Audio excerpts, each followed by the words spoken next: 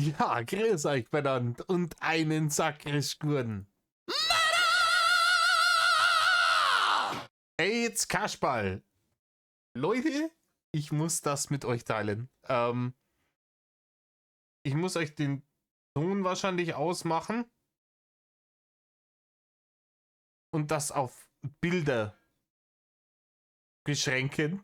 Ich habe mir gerade Worldwide Wohnzimmer angeschaut. Erkennst du den Song?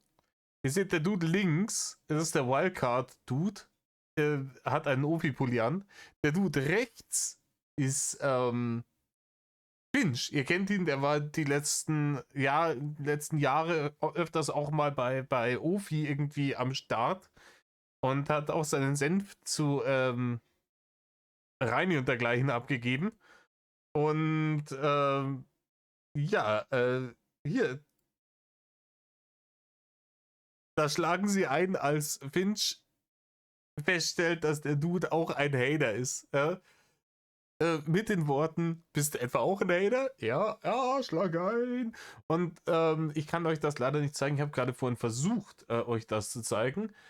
Aber YouTube ist nämlich der richtige Hater. Die haben das Video, ich habe das hochgeladen, es hat 2 Minuten gedauert, ähm, war gesperrt.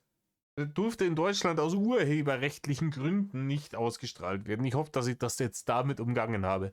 Leute, tut nichts, was Reini tut. Tut, was Finch tut und feiert mit anderen Hatern. Wenn ihr Leute trefft, die Ofi-Shirts anhaben, dergleichen, trinkt ein Bier miteinander, habt eine gute Zeit, schließt Freundschaften.